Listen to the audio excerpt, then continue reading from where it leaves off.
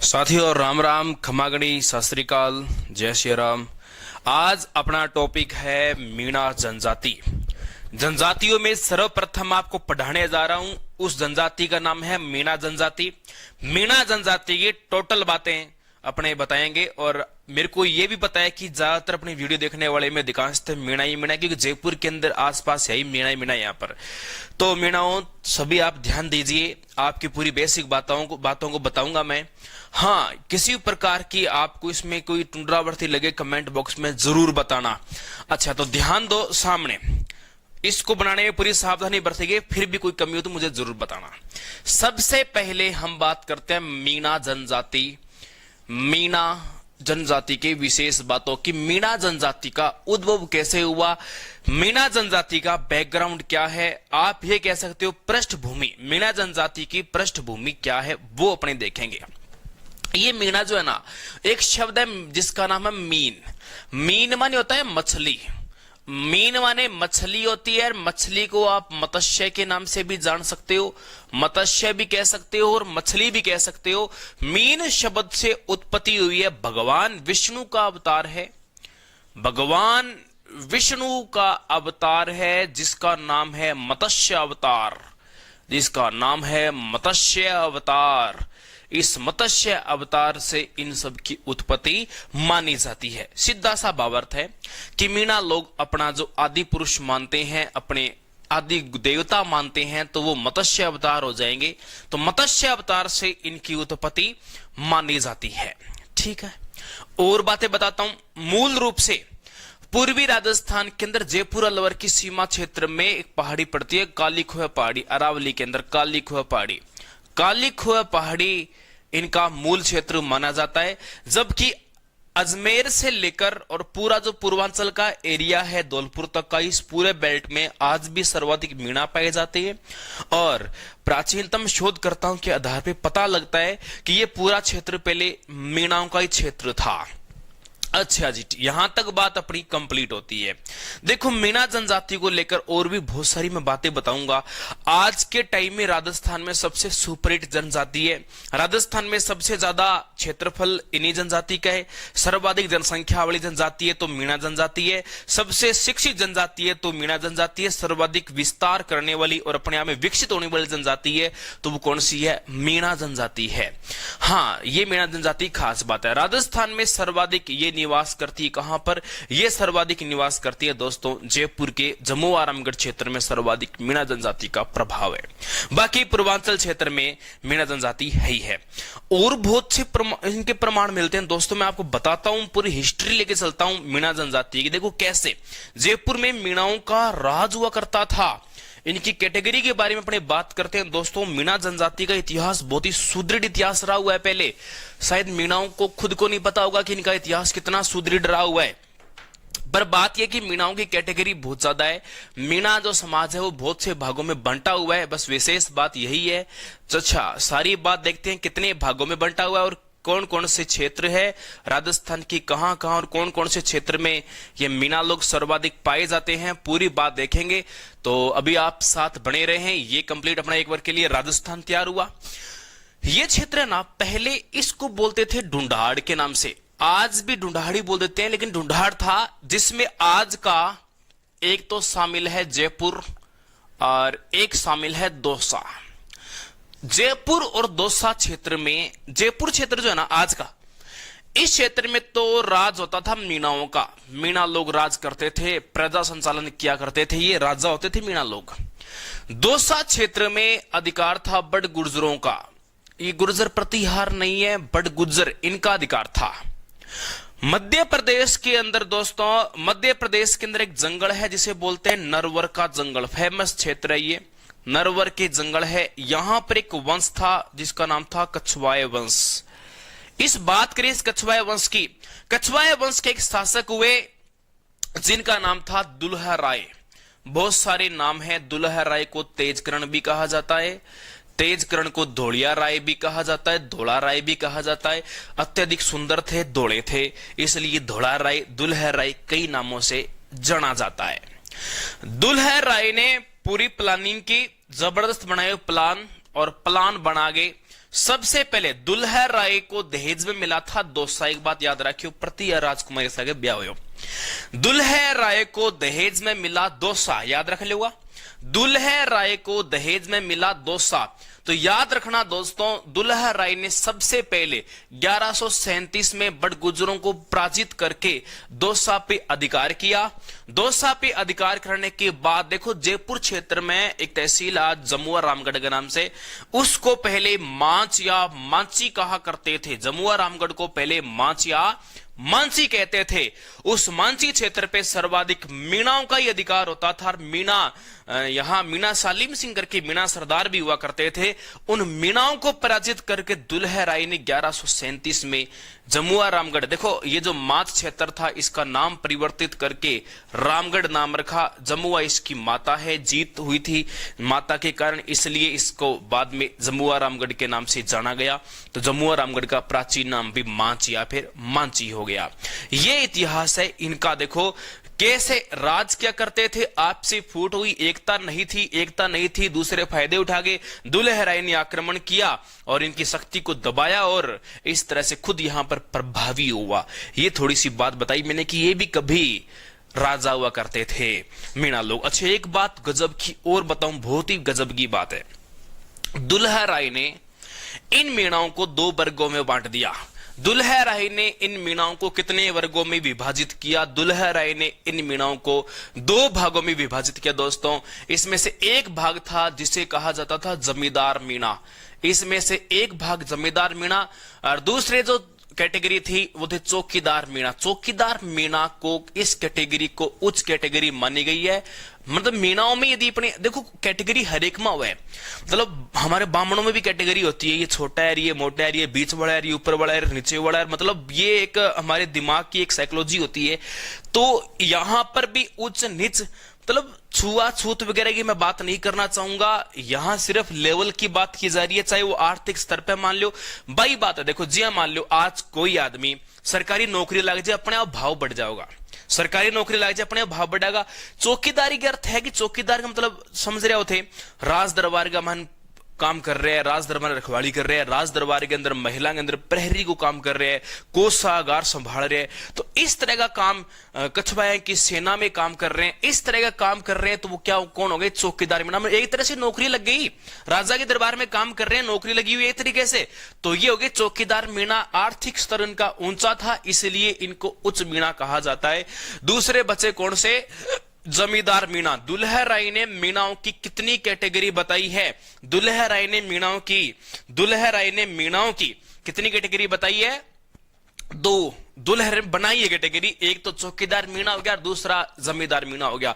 इसके अलावा राजस्थान में कुछ शोधकर्ता इनके 24 खांपों का उल्लेख करते हैं कि खांप माने मतलब केस कापा, जी हाँ, गोत्र केस कापा, मतलब 24 भागों में बंटे हुए हैं। त्रिकोण पंचायत या गोत्र केस का 24 खांपों में बंटे हुए हैं। तो दोस्तों, हर एक वंश के अंदर बहुत बड़ा शोध हो सकता है। मैं बता देता हूं, एक जैन मुनि थे मगन सागर के नाम से। जैन मुनि थे जिनका नाम था मगन सागर।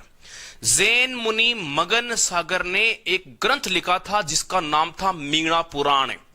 अब आप सोचो भी, एक आदमी मगन जैन है, ऐसा गए जैन मुनि मगन सागर मीणा पुराण लिख रहा है।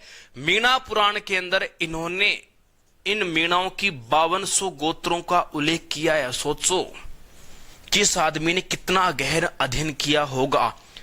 केवल एक ये नहीं बता रहा कि 5200 ही है, उनके बारे में डिटेल भी बता रहा है, डिटेल देके बता रहे हैं। इसका मतलब इस बंदे ने शोध तो बहुत किया है। जैन मुनि मगन सागर ने लिखा मीणा पुराण। अब आपसे पूछे, इस मीणाओं की गोत्रों का उल्लेख किस ग्रंथ के अंदर किया गया है?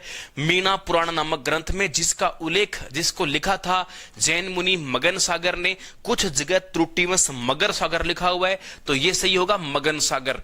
और इसमें 5200 गोत्रों का क्या मिलता है? उल्लेख मिलता है। अब बात करा, आज राजस्थान में कौन कौन सी गोत्रा पॉपुलर है, कौन कौन सी गोत्रा थोड़ी बहुत प्राचीन मान्यता के साथ आज भी चल रही है, कौन कौन सी गोत्रा है? बहुत सारी गोत्रें दुल्हराए द्वारा तो जमींदार चौकीदार होगी। ये तो उन्होंने उस टाइम बनाई थी, आर्थिक स्तर के आधार पे बनाई थी। क्षेत्रीय स्तर पे भी इनको बांटा गया है। क्षेत्रीय स्तर पे मैं बता देता हूं कौन कौन सी मीणाओं की अलग अलग कैटेगरी है। देखो अब मैं बताता हूं क्षेत्रीय स्तर पे मीणाओं की अलग अलग कैटेगरी कौन कौन सी कैटेगरी है। अच्छा, सबसे पहले आप बात करांगा कर्नल जेम्स टोड के रहे। कर्नल जेम्स टोड बहुत ही शानदार प्राणी है, जिसने राजस्थान में शायद कोई भी तथ्य नहीं छोड़ा होगा। इस बंदे ने हर किसी पे इसने कोई ना कोई टिप्पणी जरूर की है। कर्नल जेम्स टोड ने मीणाओं में सबसे आदिम मीणा उषाहार मीणाओं को बताया है। उषाहार मीणा राजस्थान के सबसे प्राचीनतम और इन्हीं को राजस्थान में सबसे आदिम मीणा के नाम से जाने जाते हैं। राजस्थान में सबसे आदिम मीणा कर्नल जेम्स टोड के अनुसार कौन सी है? उषाहार मीणा। उषाहार मीणा सबसे प्राचीनतम हो गए। अब इसके अलावा मैं अलग अलग उल्लेख करता हूं, जैसे एक का नाम हो गया पुराणावासी मीणा। पुराणावासी मीणा। एक हो जाएगा नयावासी मीणा। नयावासी मीणा। नयावासी के अलावा उषाहार मीणा। उषाहार मीणा के अलावा रावत मीणा। रावत मीणा। बहुत सारी कैटेगरियां हैं, बहुत चमड़िया मीणा, उजला मीणा,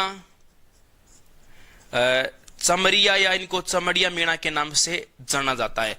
यह है। इनके अलावा और भी कैटेगरी है, पहले इनके बारे में सुनो। पुराणावासियों की अर्थ है, पुराणावासी आदिम कह सकते हो आप, जो सबसे पुराने टाइम से बसे हुए हैं, जो पुराने टाइम से कार्य कर रहे हैं, पुराने टाइम से बसे हैं, उनको पुराणावासी के नाम से जाना जाता है। नयावासी का अर्थ है जो बाद में आके बसे हैं। नयावासी का अर्थ क्या है? जो बाद में आकर बसे हैं, उन्हें नयावासी मीणा के नाम से जाना जाता है। उषाहार मीणा के हुए, उषाहार मीणा ये सबसे प्राचीनतम हो गए ना, आदिम, जिनका उल्लेख कौन करता है? कर्नल जेम्स टोड कर रही हैं। रावत मीणा वो है जो अजमेर क्षेत्र में पाए जाते हैं। अजमेर क्षेत्र में जो मीणा लोग पाए जाते हैं उनको रावत मीणा बोलते हैं। इनके बारे में एक उल्लेख भी है। इनके बारे में उल्लेख क्या है? रावत मीणा के बारे में उल्लेख है कि ये लोग जो है ना राजपूतों से निकले हुए हैं। इनको ऐसा माना गया है कि ये क्या है? ये राजपूतों से निकले हुए हैं, रावत मीणा। तो राजपूत मीणा भी कहलाते हैं। तो कौन से हो गए? रावत मीणा हो गए। उजला मीणा की बात करें, उजला मीणा वो होते हैं जो गाय व भैंस, जो गाय व भैंस, भैंस नहीं भैंस, गाय व भैंस का गाय व बैल का मांस नहीं खाते, गाय व भैंस का मांस नहीं खाते, उन्हें क्या बोलते हैं? उजला मीणा बोलते हैं। चमड़िया या चमड़िया मीणा बोल दो, एक ही बात है। जो मीणा चमड़े का काम करते हैं, जो मीणा किसका काम करते हैं? चमड़े का काम करते हैं, उन्हें चमड़िया मीणा के नाम से जाना जाता है। अच्छा, इसके अलावा मैं बता दूं एक और मीणा है पड़ीहार के नाम से।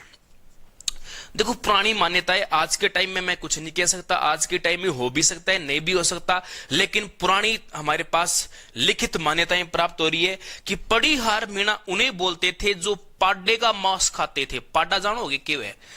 पाड्डा, पाड्डा का मांस मतलब भैंस का बच्चा, भैंस का बच्चा आप कह सकते हो। जो लोग पाड्डे का मांस खाते थे, जो लोग पाड्डे का मांस खाते थे, उनको पड़ीहार मीणाओं के नाम से जाना जाता है दोस्तों। अच्छा, अब आप बात करें दो मीणा और गया अपना जो मेन है। एक तो है मेला मीणा। मेला मीणा, मेला मीणा। मेला मीणा इस प्रकार की मीणा होते हैं जो हर तरह का मांस खा जाते हैं। ये किस प्रकार की मीणा होते हैं? मेला मीणा वो मीणा होते हैं जो हर तरह का मांस खाने वाले होते हैं, उनको कहा जाता है मेला मीणा। मेला मीणा के बाद हम बात करेंगे सुरतवाल मीणा। सुरतवाल भी कह सकते हो आप, इसे सुरतेवाल भी कह सकते हो। सुरतेवाल व सुरतवाल जो मालिन के साथ ब्याह कर ले या किसी अन्य समाज की महिला के साथ ब्याह कर ले, उस मीणा को किस नाम से जाना जाएगा? उसे सुरतवाल मीणा के नाम से या सुरतेवाल मीणा के नाम से माना जाएगा। अन्य स्त्री से ब्याह करने वाला, मीणा को छोड़कर अन्य स्त्री से जो ब्याह कर लेता है, अच्छा कौन कौन से ब्याह परंपरा में वो भी बता दूंगा, उसे सुरतेवाल मीणा के नाम से देख लो और याद रख लियो, काम आएगा। एक और बताऊं, एक मीणा और है, कर्नल जेम्स टोड को साइड में करते हैं। डेडिया, डेडिया मीणा ये पाए जाते हैं जालोर, आपका बाड़मेर क्षेत्र इधर पाए जाते हैं। ये वो मीणा है जो गोडवाड़ क्षेत्र में सर्वाधिक पाए जाते हैं। देखो सारा मीणा थारा सामने तैयार है, बिल्कुल आपा देखा सारा मीणा। सबसे प्राचीनतम मीणा उषाहार मीणा उल्लेख कौन कर रहे हैं? कर्नल जेम्स स्टड उल्लेख कर रहे हैं। पुरानावासी जो सबसे पुराने टाइम से बसे हुए हैं, नयावासी जो बाद में आए हुए हैं, उषाहार जो आदिम है, रावत मीणा अजमेर क्षेत्र के जो राजपूतों के वंशज माने जाते हैं, कहते हैं कि इनकी उत्पत्ति राजपूत समाज से मानी गई है। उजला मीणा जो गाय व बैल का मांस नहीं खाते, ध्यान रखना खाते नहीं है, नहीं खाते की बात कर रहा हूं मैं। चमड़िया मीणा जो चमड़िया या चमड़िया एक ही बात है, कोई फर्क, जो चमड़े का काम करते हैं उन्हें चमड़िया मीणा के नाम से जाना जाता है।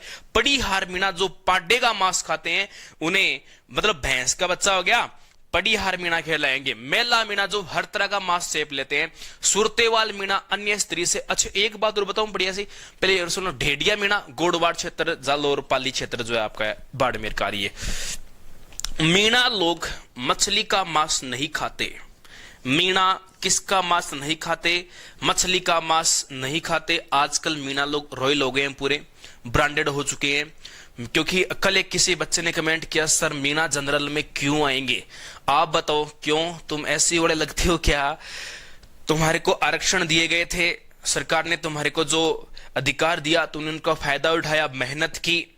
70% मीणा ने इतनी मेहनत की कि उनका लेवल जनरल से भी पार जा चुका है। जनरल आजकल एससी बड़े बनने को तैयार हो चुके हैं। तो कंडीशन ये है, तो बात को अदर वे में मत लेना, डोंट माइंड न करते हुए इस बात को समझना कि लेवल उन्होंने अपना बड़ा कर लिया है, इसलिए जनरल कैटेगरी के लायक है ये। जनरल कैटेगरी में कैटेगरी यही होती है, जो आप छुआछूत समझते हो, ये छोटा है वो मोटा है, वो सिर्फ दिमाग की हमारी एक बीमारी है छुआछूत वाली। हाँ छुआछूत अभी कोरोना चल रहा है वहां काम आ सकता है आपका, लेकिन जात पात को लेकर छुआछूत दिमाग में आना तो ये बहुत बड़ा आपके दिमाग में रॉन्ग नंबर है, इसको सही कर लो, बहुत जरूरी है। अच्छा ये आपकी सारी विशेषताएं होगी। देखो एक बात और है, जहां जहां पर अरावली ज्यादा पाई जाती है उसी क्षेत्र में मीणाओं का अधिक विस्तार है। यहां अजमेर से लेकर, हम बात करें अजमेर से लेकर धौलपुर तक का जो एरिया है ना, इस पूरे क्षेत्र में चाहे अरावली हटकर फैलड़ी है चाहे हटकर फैलड़ी है, हर क्षेत्र में मीणा लोग खूब पाए जावे। अट्ठा भी देखो राजस्थान के हर क्षेत्र में मीणा ही मीणा हो गया, खूब मीणा है राजस्थान के अंदर, मीणा ही मीणा है। अच्छा जी यहां तक मीणाओं की बात होगी। अब बात करा मीणाओं का धार्मिक जीवन कैसा है। मीणा समाज का धार्मिक जीवन किस प्रकार का है, ये किस देवता की पूजा करते हैं, कौन सा इनका सबसे प्रमुख तीर्थ स्थान है, और कौन कौन सी देवियों को ये लोग मानते हैं। चलो अपने इसी टॉपिक को आगे बढ़ाते हैं और देखते हैं किस किस देवी को ये मानते हैं। एक दो प्रश्न आपसे ही पूछूंगा, अभी पूछ लेता हूं, चलो बताओ मुझे।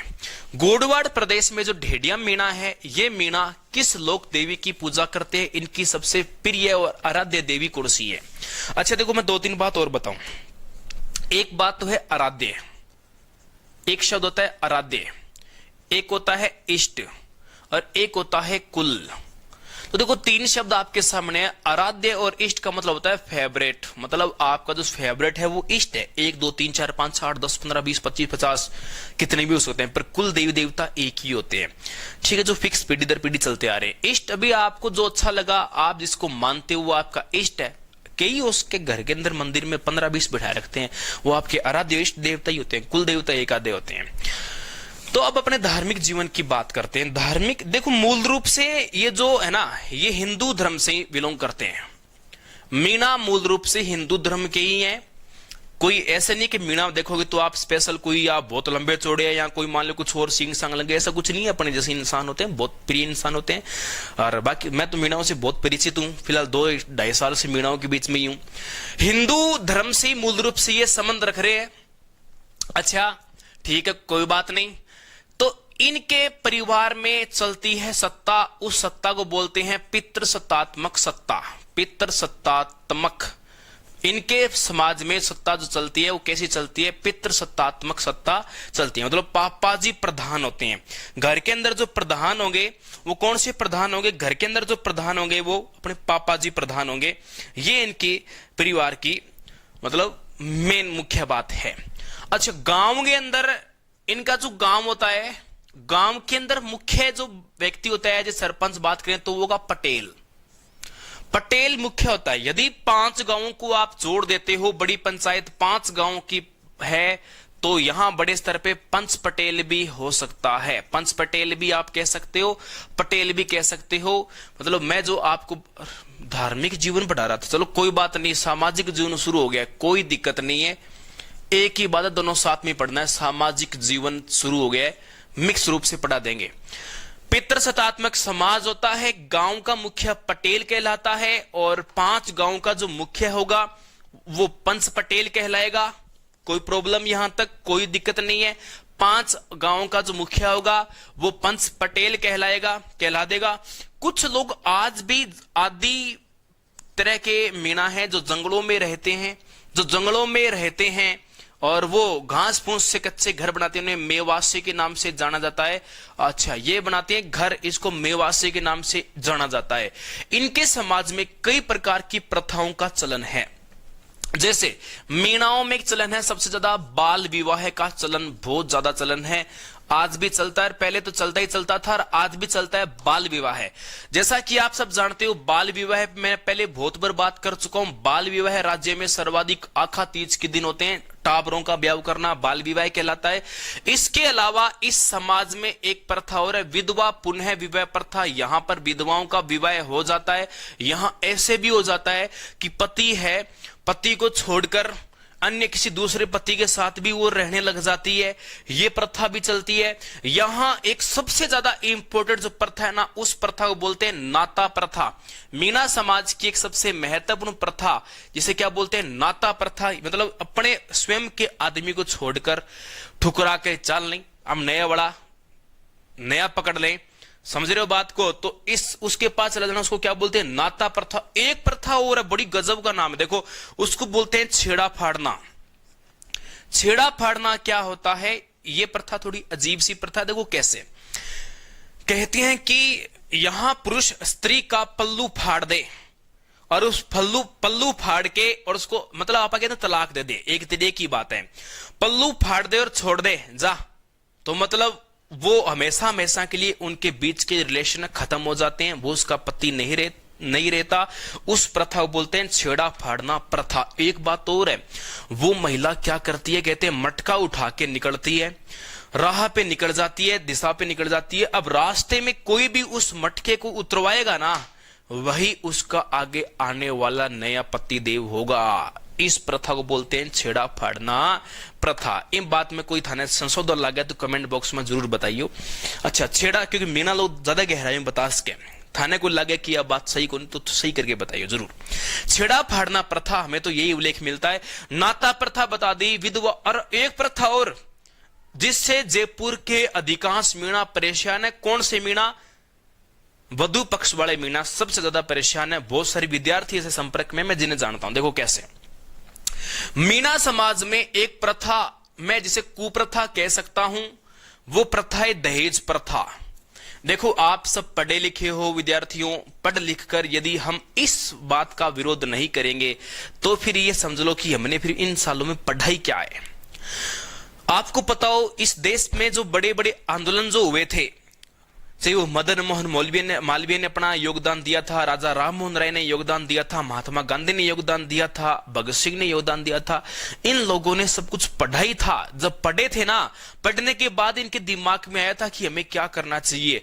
जो अनपढ़ होते हैं उनको क्या पता कि प्रथाओं के प्राचीन काल में क्या प्रथाएं चलती थी। आप लोग पढ़ते हो तो आपको पता होना चाहिए कि समाज में किन किन प्रथाओं का भयंकर विरोध हो रहा है, तो आपको भी इसके अंदर सहभागीदारी देनी चाहिए ना, जरूरी होता है। देखो अब एक बात बताऊं, मैं अभी 15 दिन पहले मैं एक मीणा परिवार से बात कर रहा था, मुझे बता रहे थे गुरुजी हमारे तो ये मान लो कि ब्याह करते हैं ना, तो ब्याह के अंदर इतने सौदाई करते हैं, पैसे मांगते हैं सीधे ही। देखो का नॉर्मल ब्याह करना है, छोरा सिंपल है बिल्कुल, ये मान के चलो कम से कम दहेज में 10-15 लाख रुपए तो शुरुआत होती है। और छोरा लग गया मान लो कांस्टेबल ही, कम से कम सामने से 21 लाख रुपए की मांग आती है। हाँ, पोस्ट की मांग है उसकी नौकरी की, जैसी जैसी नौकरी है, पटवारी लग गया 25 लाख के पास पहुंच जाएगा, और जैसे जैसे नौकरी बट इंजीनियर साहब है 30 लाख के पार जाएगा, अजय लग गया, मास्टर लग गया, मैं कहता हूं 30 लाख से पार उसकी डिमांड, एक तरीके से मतलब बोलनी लगती है, वो बड़ा काम है। तो दहेज का भी बहुत बड़ा चलन रहता है। अभी हमारे गुरुजी है, उन्होंने इस प्रथा को समाप्त करके भी अपनी वीरता का परिचय दिया है। और मैं भी चाहता हूं कि जो लोग आप पढ़े लिखे हो, जो लोग इस बात से परेशान हैं, तो आप पढ़े लिखे हो तो इस बात का समर्थन करें। एक अच्छी प्रथा है। यदि आप मुझे कुछ मानते हो और मैं मेरी बात का कोई आप अर्थ रख भी रहे हो, मुझे आपसे कुछ नहीं चाहिए। कई बोलते हैं सर मेरा सिलेक्शन हो, हम ये करेंगे वो करेंगे। आप बस इन ऐसी बातों को फॉलो करो जो आपके समाज में कुरीतियां हैं, कुप्रथाएं हैं, उन प्रथाओं को बंद करने का विरोध करो। देखो आज हम आवाज उठाएंगे ना, तभी कुछ आगे चलकर होगा। बहुत जरूरी है ऐसा करना हमें। तो इनमें आज मीणा समाज में दहेज प्रथा का बहुत ही भयंकर रोल है। तो ये इनके समाज की सबसे भयंकर कुप्रथा है, मीणा समाज की दहेज प्रथा। मतलब अभिशाप ये तरीके का ये। हाँ, उन लोगों को शायद बुरा लग रहा होगा, सर जी आप ऐसे कैसे बोल रहे हो, सर जी दहेज तो हम लेंगे करेंगे। देखो बुरा लग रहा है तो माफी चाहूंगा, लेकिन गलत बात तो गलत बात ही है। समाज के बारे में बात होगी, समाज के साथ साथ अपने बात करेंगे भी, समाज के साथ साथ अपने बात करेंगे भी धार्मिक जीवन कैसा है, ये किस किस देवी को मानते हैं, इनकी धार्मिकता में क्या होता है। देखो मैं तो ज्यादा भी देखो लंबा टाइम मीणाओं संपर्क में हो गया। अभी पिछले कुछ दिनों में पहले मैं मीणाओं के घर पे भी गया था, पर व्यवहार बहुत शानदार होता है, मान गई। ग्रामीण क्षेत्र के जो मीणा है ना, वास्तव में बहुत गजब का इनका व्यवहार होता है, मेहमानबाजी बहुत शानदार करते हैं मीणा समाज के लोग। अभी देखो एक बात और बता रहा हूं, धार्मिक जीवन, मीणाओं का धार्मिक जीवन किस प्रकार का है। जैसा कि मैंने वीडियो की प्रारंभ में आपको एक बात बताई थी कि इनकी उत्पत्ति मीन से मानी जाती है। मत्स्य अवतार इनके जो देवता है, इनके वो आदि देवता है। ये सबसे ज्यादा पूजते हैं भूरिया बाबा को, पूजते हैं गौतमेश्वर जी भूरिया बाबा को पूजते हैं। आप कमेंट करके बताओ भूरिया बाबा का सबसे प्रमुख मंदिर कहां है। भूरिया बाबा को ये पूजते हैं। अच्छा ध्यान दो, देखो एक नदी जा रही है, चंबल नदी जा रही है। इस प्रकार यहां से एक नदी गुजर रही है जिसका नाम है चंबल नदी। चंबल नदी के किनारे यहां एक जगह पड़ती है जिसका नाम है रामेश्वरम धाम, सवाई माधोपुर में। यहां पर एक धाम है जिसका नाम है रामेश्वरम धाम। रामेश्वरम धाम इन लोगों का, मीणाओं का एक तरीके से प्रयागराज कहलाता है। मतलब इनका सबसे बड़ा धार्मिक स्थल मीणाओं का कौन सा है, प्रयागराज। प्रयागराज कहां पड़ता है, देखो एक यूपी वाला मैं उसकी बात नहीं कर रहा, मैं जिसकी बात कर रहा हूं वो सवाई माधोपुर वाले की बात कर रहा हूं। सवाई माधोपुर वाला जो प्रयागराज है, मैं इस प्रयागराज की ही बात कर रहा हूं दोस्तों, ठीक है जी। रामेश्वरम धाम इन सब का सबसे प्रिय धार्मिक स्थान है। इनका एक तरह से कुंभी कह सकते हो आप रामेश्वरम धाम को। हाँ, देवता कम है, देवियां ज्यादा है। देखो कौन कौन सी क्षेत्र में कौन कौन सी देवी की मान्यता है वो देखो आप। जैसे देखो सिक्कर के आसपास की मीणा जो हो गई, सिक्कर के आसपास के मीणा है, ये जिस देवी को मानेंगे उस माता का नाम है जीर्ण माता। जीर्ण माता सिक्कर के मीणाओं की इष्ट देवी है। जीर्ण माता सिक्कर के मीणाओं की क्या है, कुलदेवी केस को कोई प्रॉब्लम को नहीं, कुलदेवी केस को आप इष्ट देवी भी केस को कोई शंका को नहीं, कोई प्रॉब्लम को नहीं। फिर आप बात करा यहां जयपुर साइड के जो मीणा है, जयपुर साइड के जो मीणा है ये सर्वाधिक मानते हैं जमुआ माता को या जमुआई माता को मानते हैं, कछवा वंश की कुलदेवी भी है। अलवर साइड का मीणा, जो मीणा अलवर साइड के हैं, अलवर के मीणा जिस देवी को मानते हैं उसका नाम है नारायणी माता। अच्छा, इस मंदिर की तो एक बहुत बढ़िया खास बात भी है, इस मंदिर के अंदर जो पुजारी होते हैं ना, पुजारी ही मीणा होते हैं। इस मंदिर के अंदर पुजारी कौन साइड में थोड़ी बात करें तो भरतपुर क्षेत्र में हम बात करें तो भरतपुर क्षेत्र में जो कुल देवी होगी दोस्तों वो होगी दुर्गा माता। यहां पर दुर्गा माता की पूजा करते हैं यहाँ के लोग।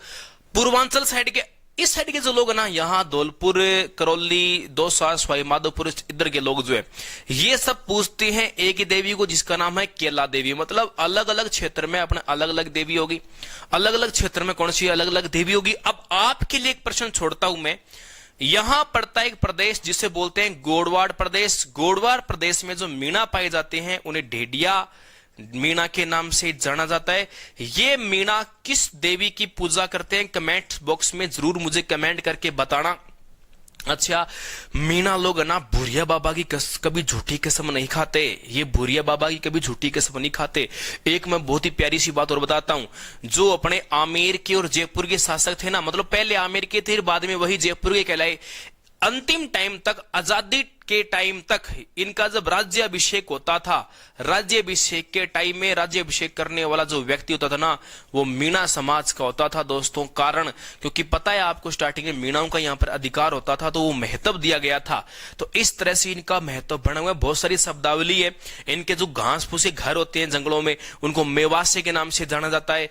गांव के अंदर एक अलग से घर बनाए होते हैं, ये ढाणी बोलते हैं। गांव के अंदर अलग से जो घर होते हैं, उन्हें ये ढाणी के नाम से जानते हैं।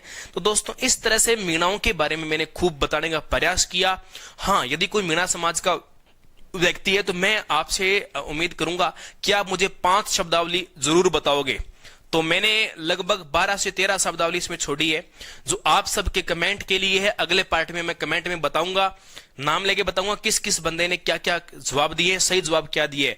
तो ऐसे फालतू की मत बताना, जो वास्तव में एग्जाम के लायक हो उस तरह की 5-5 शब्दावली। यदि मीणा समाज से आप हो या मीणा से नहीं हो, तो भी एग्जाम को मद्देनजर रखते हुए आप ये मुझे बता सकते हो। 5-5 शब्दावली आप मुझे कमेंट बॉक्स में बताओगे। मीणा समाज की प्रचलित शब्दावलियां कौन कौन सी है। खेत के अंदर ये जो खेती बाड़ी करते हैं उनसे संबंधित शब्दावलियां बनती है। घर के अंदर कुछ खाने पीने के यंत्र होते हैं, उनमें शब्दावली बनती है। पशुओं के अंदर शब्दावली बनती है। तो मीणा समाज में बहुत सारी शब्दावलियां दोस्तों। तो शब्दावली मुझे आप बताओगे, मैं कुछ बातें आप पर छोड़ता हूं। तो दोस्तों, ये था मेरा आज का टॉपिक। मीणा जनजाति का मैंने पूरा उल्लेख किया। कोई बात इसमें रह गई है तो मुझे कमेंट बॉक्स में बताना, ताकि अगले जनजाति करूंगा भील, उन भीलों के अंदर भी मैं आपको शामिल करके बता दूंगा। कमेंट बॉक्स में कमेंट जरूर करना। अगली वीडियो में नाम लेके बताऊंगा कि किस किस बंदे ने क्या कमेंट किए हैं। सही कमेंट होने चाहिए। टॉप 5 में कौन विद्यार्थी आते हैं देखता हूं। अच्छा, एक छोटी सी बात और ध्यान रखना, डिस्क्रिप्शन में एक लिंक दिया गया है दोस्तों, और उस चैनल का नाम है शुभ जर्नी। देखो क्या नाम है, शुभ यात्रा। जर्नी शुभ यात्रा विद डीपी शर्मा। यात्रा को अंग्रेजी में जर्नी बोल देते हैं एक तरीके से। देखो, ये प्रयास तो अपना काफी लंबे टाइम से है, लेकिन क्या एक छोटी सी प्रॉब्लम आ रही है। जैसे अभी एक प्रोसेस चल रहा है, अपना एप्लीकेशन का वर्क चल रहा है, काम चल रहा है, थोड़ा प्रोफेशनल तरीके से काम कर रहे हैं। तो इसके बीच में मैं कुछ यात्राओं की वीडियो डालता रहता हूं, तो बीच में डालता हूं। तो अब उसके लिए अलग से चैनल बनाए, अपना ही चैनल है, उसको सब्सक्राइब करना है, अधिक से अधिक उसको शेयर करना है। लाइक अच्छी लगे तो कर देना, वरना डिसलाइक कर देना, कोई दिक्कत नहीं है, पर शेयर जरूर करना है। यह आपकी एक ड्यूटी है। शुभ यात्रा विद डीपी शर्मा। डिस्क्रिप्शन में लिंक है, नहीं डायरेक्ट सर्च करो, हो सकता है आ जाएगा। आप सबका सहयोग हुआ तो ये चैनल शायद हो सकता है आने वाले दिनों के अंदर, आने वाले 1 माह में राजस्थान का टॉप यात्रा का चैनल भी बन सकता है दोस्तों। तो ये मेरी एक पहल शुरुआती मैंने की थी ऐसे यात्राओं का वर्णन करने का, और आज भी आपके लिए एक अच्छा प्रयास कर रहा हूं। तो आपका सहयोग हमेशा बना रहेगा। तो बस जिंदाबाद है। तो जय हिंद, जय भारत।